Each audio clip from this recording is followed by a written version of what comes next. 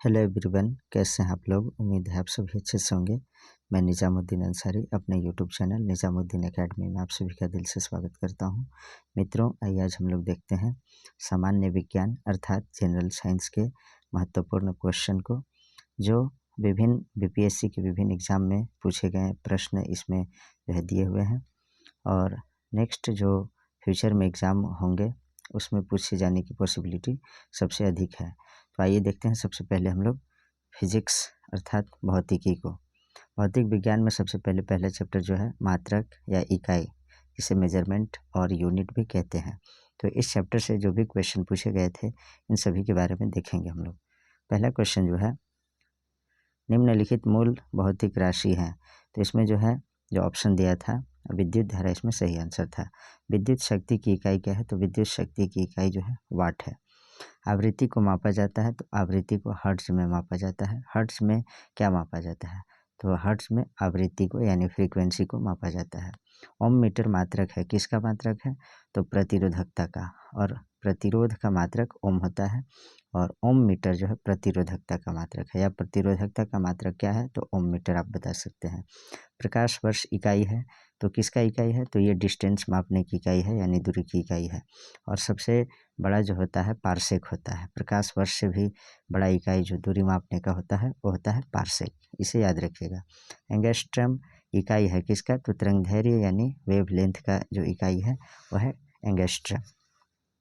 1 micron बराबर होता है तो 1/1000 मिलीमीटर के बराबर होता है 1 माइक्रोन। 1 किलोमीटर दूरी का तात्पर्य क्या है? तो 1 किलोमीटर दूरी का तात्पर्य है 1000 मीटर।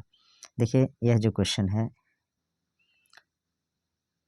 किसी भी कॉम्पिटिटिव एग्ज़ाम में पूछे जाने की पॉसिबिलिटी सबसे अधिक है, क्योंकि यह जो है अत्यधिक बार बीपीएससी में क्वेश्चन रिपीट किए गए हैं और इसके अलावा जो है और भी कॉम्पिटिटिव एग्ज़ाम में ये क्वेश्चन पूछे गए हैं।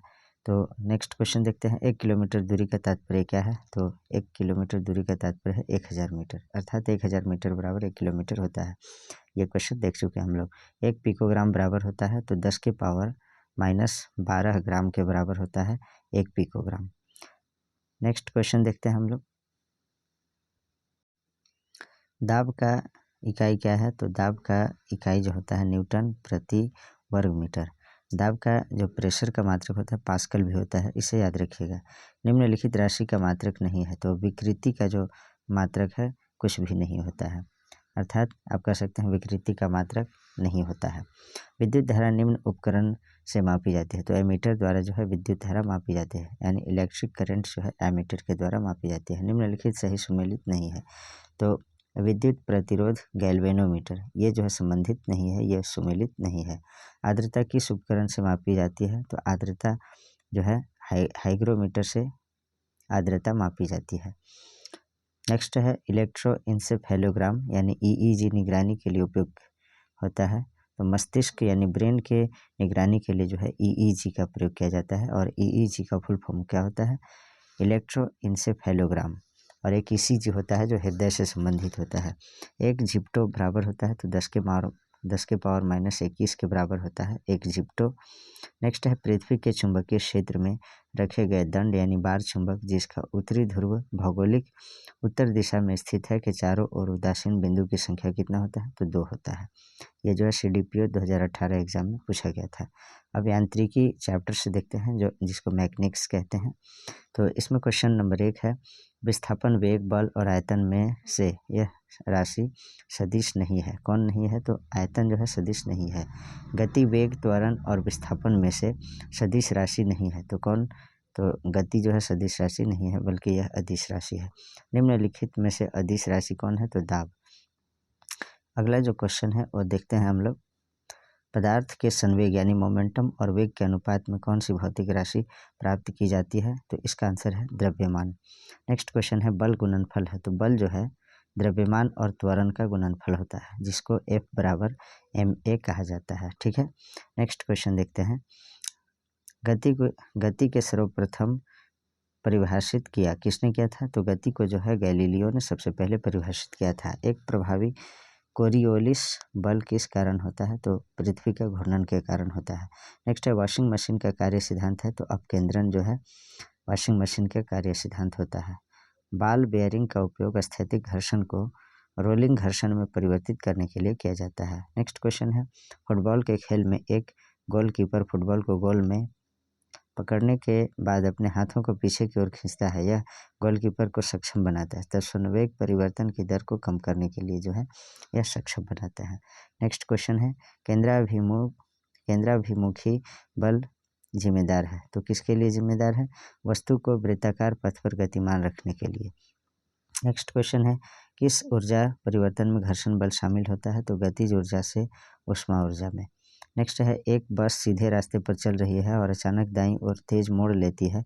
बस में बैठे यात्री बाईं ओर झुक जाएंगे। ठीक है। नेक्स्ट है, एक क्षैतिज वृत्त में स्थिर चाल से घूम रहे पिंड के लिए स्थिर रहेगा, तो क्या स्थिर रहेगा? तो गतिज ऊर्जा जो है स्थिर रहेगा। नेक्स्ट क्वेश्चन है, यदि बल को न्यूटन में और दूरी को मीटर में प्रदर्शित किया जाए तो किए हुए कार्य को प्रदर्शित किया जाएगा, तो किए हुए कार्य को जो है जूल में प्रदर्शित किया जाएगा। अर्थात कार्य का जो मात्रक होता है और ऊर्जा का जो मात्रक होता है वो जूल होता है। बल का मात्रक न्यूटन होता है और दूरी का मात्रक मीटर होता है। इन सभी को याद रखिएगा।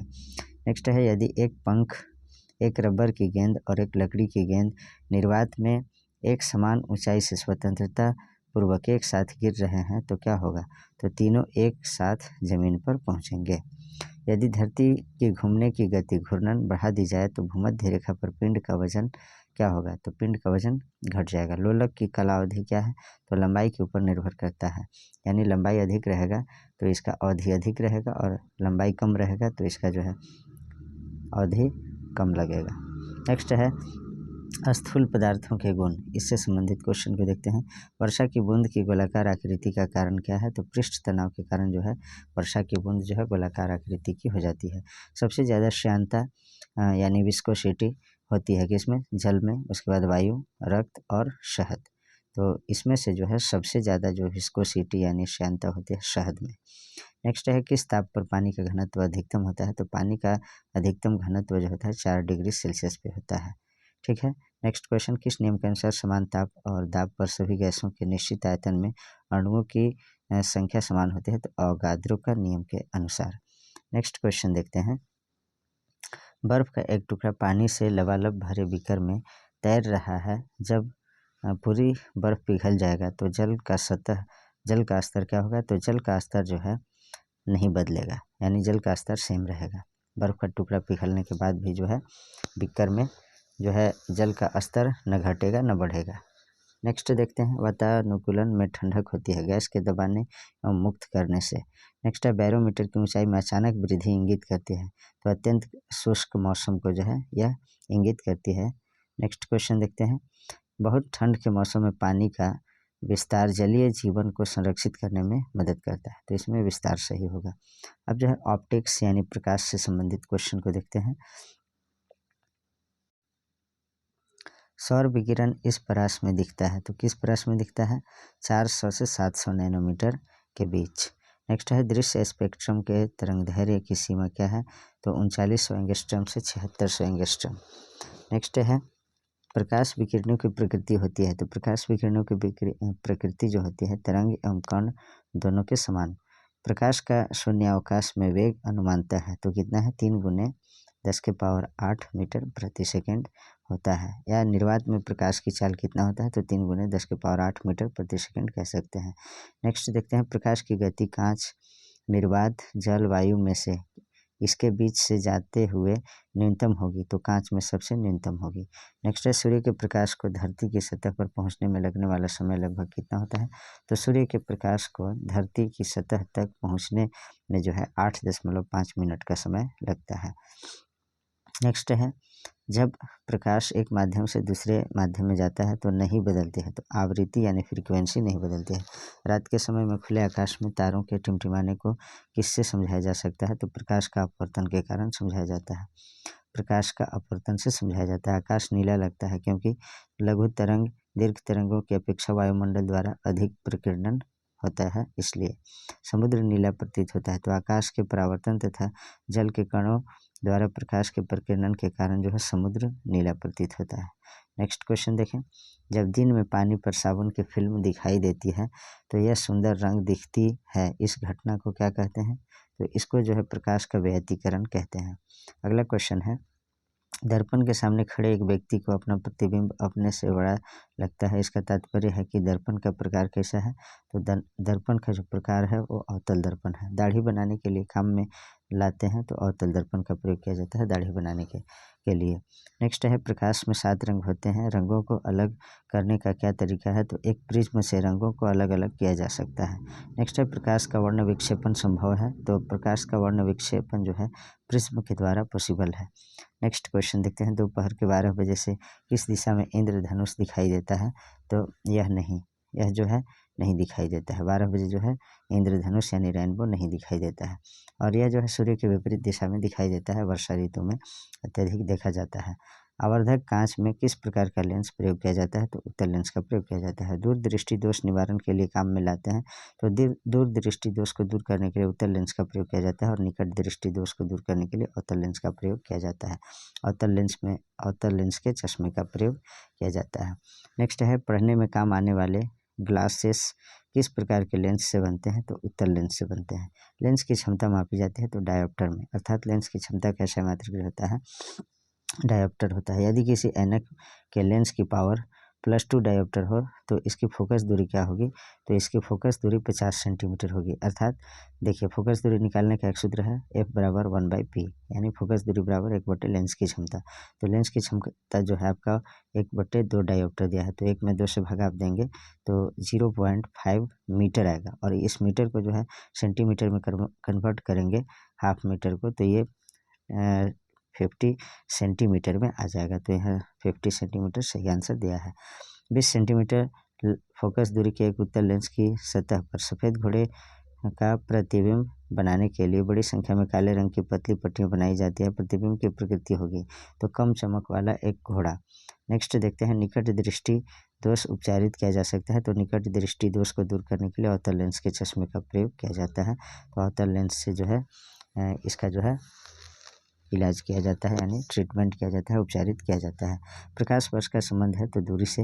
नाई की दुकान में 2 समतल दर्पण रखे जाते हैं, एक दूसरे के समानांतर रखा जाता है।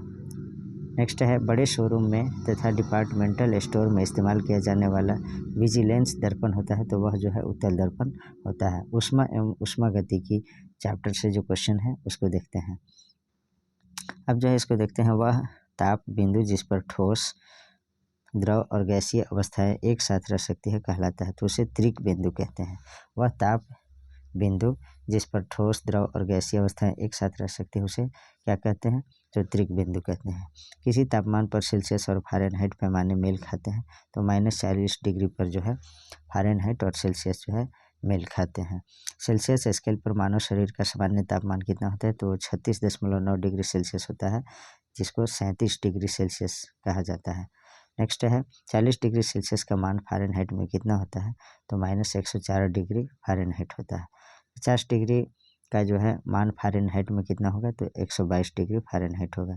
ठंड के दिनों में लोहे के गुटके और लकड़ी के टुकड़े को प्रातःकाल में छुए तो लोहे का गुटका ठंडा लगता है, क्यों लगता है? तो लकड़ी की तुलना में लोहा जो है ऊष्मा का अच्छा चालक होता है, इसलिए लोहा जो है ज़्यादा ठंडा हो जाता है। नेक्स्ट है, तेज़ हवा वाली रात्रि में ओस नहीं बनती है, क्यों नहीं बनती है? तो कारण है वाष्पीकरण की दर का तेज़ी से होना। नेक्स्ट है, कमरे को ठंडा किया जा सकता है, संपीड़ित गैस को छोड़ने से जो है कमरे को ठंडा किया जा सकता है। गर्म मौसम में पंखा चलाने से आराम महसूस होता है, क्योंकि तो हमारा पसीना तेज़ी से वाष्पीकृत हो जाता है, इसलिए गर्म मौसम में पंखा चलाने से आराम महसूस होता है। प्रेशर कुकर में खाना जल्दी पक जाता है, क्योंकि तो उच्च दाब के कारण पानी उच्च तापमान पर उबलने लगता है, इसलिए प्रेशर कुकर में खाना जल्दी पक जाता है। कमरे में रखे रेफ्रिजरेटर का दरवाज़ा खोलकर क्या किया जा सकता है? तो आप अंततः कमरे को थोड़ा गर्म कर सकते हैं। देखिए, कमरे में जो है रेफ्रिजरेटर अर्थात फ्रिज जो है, प्रशीतक जिसे हिंदी में कहते हैं, इसका दरवाज़ा खोलेंगे तो कुछ देर के लिए आप कमरे के ताप को गर्म कर सकते हैं, ठंडा नहीं होता है, तो इसे याद रखिएगा। नेक्स्ट है, यदि रेफ्रिजरेटर के दरवाजे कुछ घंटों के लिए खुले छोड़ दें तो कमरे का तापमान क्या हो जाएगा? तो कमरे का तापमान जो है कुछ देर के लिए बढ़ जाता है। कुकिंग ताप पर स्थिर रहने वाले क्लोरीन युक्त कृत्रिम स्वीटनर जिसका रूप तथा स्वाद शक्कर की तरह होता है उसकी प्रकृति होती है तो सुक्रालोज की भांति होती है। नेक्स्ट है स्टीम इंजन चलता है तो स्टीम इंजन यानी भाप इंजन किससे चलता है तो ऊष्मा से चलता है। तरंग गति यानी वेव मोशन से संबंधित क्वेश्चन को देखा जाए। इसमें क्वेश्चन पहला जो है अनुदैर्घ्य तरंगों का उदाहरण है तो ध्वनि तरंग को जो है अनुदैर्घ्य तरंग कहते हैं। वायु में ध्वनि तरंग होती है तो अनुदैर्घ्य होती है। कॉस्मिक किरणें कॉस्मिक रेज जो है आवेशित कण होते हैं। दो उत्तरोत्तर श्रृंग अथवा दो उत्तरोत्तर गर्त के बीच की दूरी को क्या कहते हैं तो इसको जो है तरंग दैर्घ्य कहते हैं। नेक्स्ट है विद्युत चुंबकीय तरंगों का वेग होता है तो विद्युत चुंबकीय तरंगों का वेग 3 × 10⁸ मीटर प्रति सेकंड होता है। नेक्स्ट है आंतों के रोगों के निदान में निम्न किरणों का उपयोग किया जाता है तो एक्स किरण का प्रयोग किया जाता है। ध्वनि की तीक्ष्णता निर्धारित की जाती है तो ध्वनि के तरंग दैर्घ्य के द्वारा जो है ध्वनि की तीक्ष्णता को निर्धारित किया जाता है। अगला क्वेश्चन देखते हैं वह है आपका 100 डेसिबल रॉ का प्रबलता स्तर संगत होगा तो एक मशीन शॉप से आने वाले शोरगुल के देखिए 100 डेसिबल होगा तो एक तरह का शोरगुल होगा, बहुत ज़्यादा जो है आवाज़ उत्पन्न होगा, ध्वनि उत्पन्न होगा। ऑडियो मीटर नापता है तो ऑडियो मीटर जो है ध्वनि की तीव्रता को मापता है। आधुनिक टेलीफोन उपयोग करता है तो रेडियो तरंग का जो है रेडियो तरंग में जो है आधुनिक टेलीफोन का प्रयोग किया जाता है। घड़ी में समय मापा जाता है तो क्वार्ट्ज क्रिस्टल के द्वारा जो है घड़ी में समय को मापा जाता है।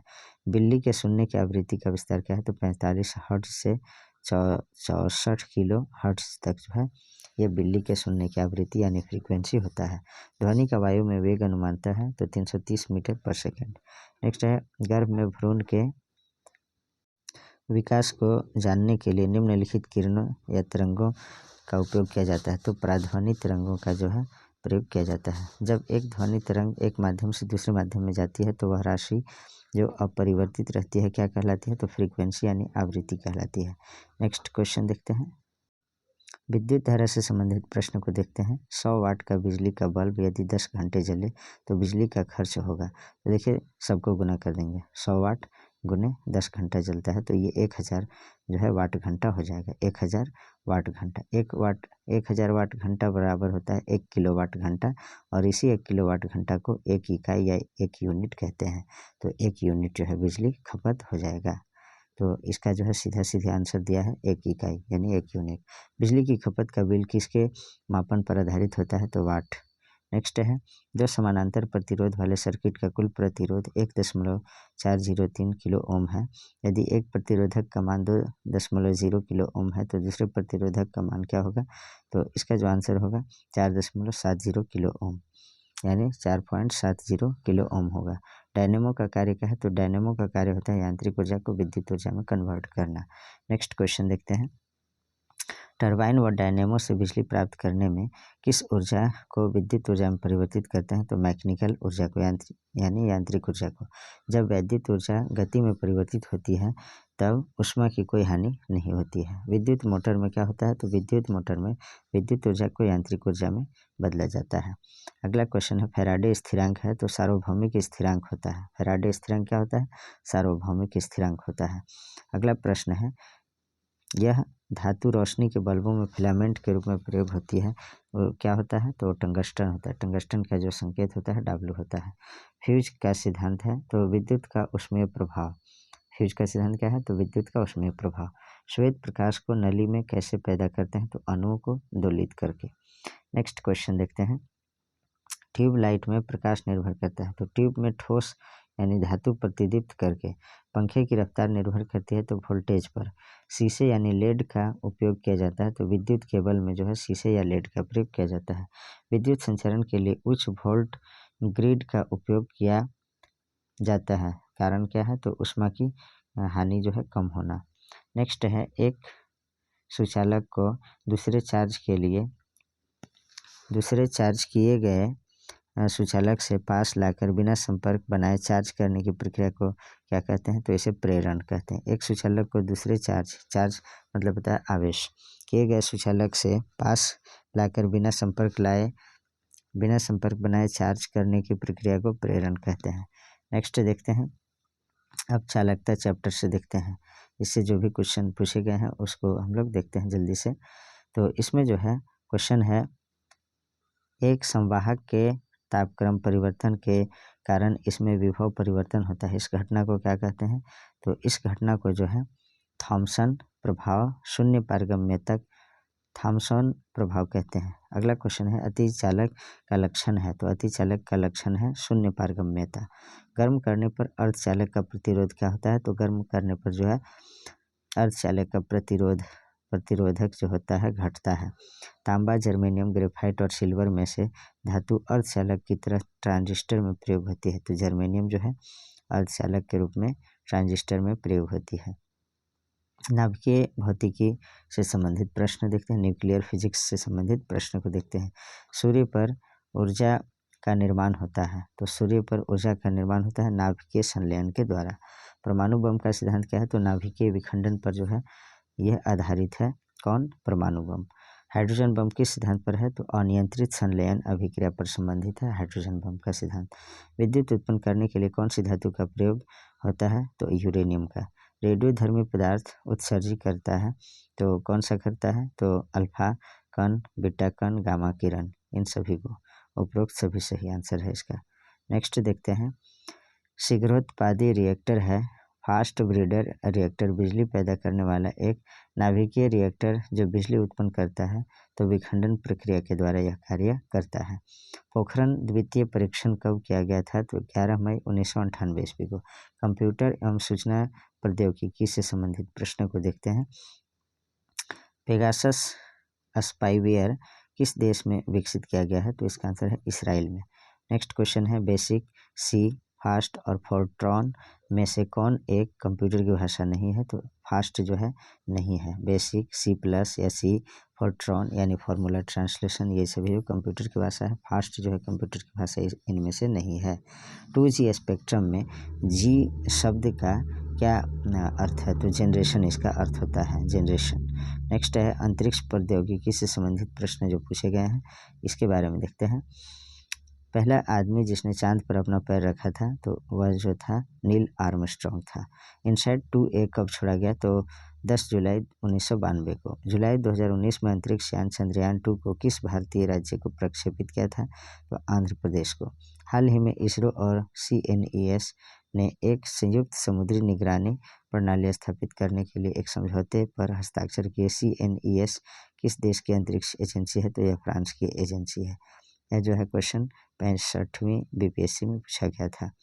नेक्स्ट देखते हैं आर्कटिक की जलवायु की निगरानी के लिए किस देश ने अपना पहला उपग्रह आर्कटिक एम लॉन्च किया? तो इसका आंसर है रूस ने। नेक्स्ट क्वेश्चन है किस रॉकेट वाहन से इसरो ने GSAT 6A उपग्रह सफलतापूर्वक लॉन्च किया? तो GSLV-F08 यानी 8 ने। GSLV-F08 ने जो है रॉकेट वाहन से इसरो ने GST-6A उपग्रह का जो है सफलतापूर्वक लॉन्च किया था। उपग्रह का उपयोग किया जाता है तो संचार, प्रसारण और मौसम विज्ञान से संबंधित सूचना को प्राप्त करने के लिए। रक्षा प्रौद्योगिकी से संबंधित देखा जाए क्वेश्चन को, भारत की पहली स्वदेशी एंटी रेडिएशन मिसाइल का नाम क्या है? तो रुद्रम। इसका जो है नाम रुद्रम है। अग्नि नाम जुड़ा हुआ है, तो भारत द्वारा तैयार की गई मिसाइल से जो है अग्नि नाम जुड़ा हुआ है। किस फ्रांसीसी कंपनी ने भारत को राफेल लड़ाकू जेट की आपूर्ति की? तो डसॉल्ट एविएशन ने। नेक्स्ट है यह देश हाल ही में हेग कोड ऑफ कंडक्ट जो कि एक वैश्विक कार्यक्रम है बैलिस्टिक मिसाइल को रोकने से जुड़ गया है, तो इसका सही आंसर है भारत। यह क्वेश्चन जो है 60वीं और 62वीं BPSC में पूछा गया है और ये जो है उस समय के लिए जो है इसको करंट अफेयर्स टाइप का क्वेश्चन माना जाएगा। नेक्स्ट है वर्ष 2016 का संयुक्त सेना अभ्यास मैत्री भारत तथा किस अन्य देश के मध्य हुआ था? तो थाईलैंड के साथ हुआ था। भारत और थाईलैंड के बीच मैत्री अभ्यास हुआ था। द्विपक्षीय सैन्य अभ्यास हरिमाव शक्ति 2018 भारत और किस देश के बीच आयोजित किया गया है? तो मलेशिया के बीच, भारत और मलेशिया के बीच। प्रमुख वैज्ञानिक एवं आविष्कार से संबंधित प्रश्न देखिए। राडार का आविष्कारक कौन था? तो रॉबर्ट वाटसन थे। नेक्स्ट है वैज्ञानिक अल्बर्ट आइंस्टीन प्रसिद्ध है, तो किससे संबंधित ये जो है प्रसिद्ध है? प्रकाश विद्युत प्रभाव के लिए जो है फोटो इलेक्ट्रिक इफेक्ट के लिए वैज्ञानिक अल्बर्ट आइंस्टाइन जो है प्रसिद्ध हैं। नेक्स्ट है आइंस्टीन को नोबेल प्राइज किस कार्य पर मिला? तो प्रकाश विद्युत प्रभाव से संबंधित कार्य करने, खोज करने के लिए जो है आइंस्टीन को नोबेल प्राइज से नवाजा गया। नेक्स्ट क्वेश्चन देखते हैं। अपेक्षिकता का सिद्धांत जो है किस वैज्ञानिक ने प्रस्तुत किया? अपेक्षिकता का सिद्धांत किस वैज्ञानिक ने प्रस्तुत किया? तो अल्बर्ट आइंस्टीन ने। नेक्स्ट है डॉक्टर सर सीवी रमन को भौतिकी का नोबेल पुरस्कार प्राप्त हुआ, तो कब? 1930 ईस्वी में। अब यहाँ से विविध यानी मिसलेनियस टॉपिक से जो है प्रश्न को देखते हैं। दक्षिण गंगोत्री स्थित है तो अंटार्कटिका में। चुंबकीय सुई किस तरफ संकेत करती है? तो उत्तर की दिशा में। वर्ष 1945 में नागासाकी जापान में गिराए गए बमों में कौन सा विस्फोटक प्रयुक्त किया गया था? तो प्लूटोनियम जो है इसमें प्रयुक्त किया गया था विस्फोटक के रूप में। नेक्स्ट क्वेश्चन है फोटो इलेक्ट्रिक उपकरण का सबसे उपयुक्त डिजिटल अनुप्रयोग? Photovoltaic cell. स्वचालित कारों में सामान्यतः तेल लगता है तो पेट्रोल इसका सही आंसर होगा। ये जो है TRE 2023 में पूछा गया था। ग्रीन हाउस गैसें कौन है? तो carbon dioxide, methane, nitrous oxide, जल वाष्प, हाइड्रोक्लोरोफ्लोरोकार्बन, ओजोन, ये सभी जो है आपका ग्रीन हाउस गैसें हैं। मित्रों नेक्स्ट वीडियो में जो है हम लोग रसायन विज्ञान यानी केमिस्ट्री के जो भी PYQ क्वेश्चंस दिए गए हैं उन सभी के बारे में चर्चा करेंगे। तो आज जो हमारा वीडियो यहीं समाप्त होता है। आप सभी से नम्र निवेदन है कि हमारे वीडियो को ज़्यादा से ज़्यादा लाइक कीजिए, अपने मित्रों तक शेयर कीजिए, और जो लोग नए चैनल पे जुड़े हैं उनसे मेरा नम्र निवेदन है कि आप लोग चैनल को भी सब्सक्राइब कर लीजिए। और इसके साथ ही जो है मैं आपको एक बात और बताऊं कि कॉस्मोस पब्लिकेशन से छपी हुई पुस्तक जिसके लेखक महेश बर्नवाल सर हैं, और इस पुस्तक का जो है मैं line by line subject wise per day आपको जो है वीडियो अवेलेबल कराऊंगा। तो आप लोग जो है हमारे चैनल से बने रहिएगा। और उसमें जो है NCERT सार संग्रह के रूप में है और 1 लाइनर फॉर्म में है और बहुत ही बेनिफिशियल है, हर कॉम्पिटिटिव एग्ज़ाम के लिए काफ़ी इंपॉर्टेंट साबित होगा। तो आप लोग हमारे चैनल से बने रहिएगा। Please like, comment, share and subscribe our YouTube channel Nizamuddin academy. Thanks for watching.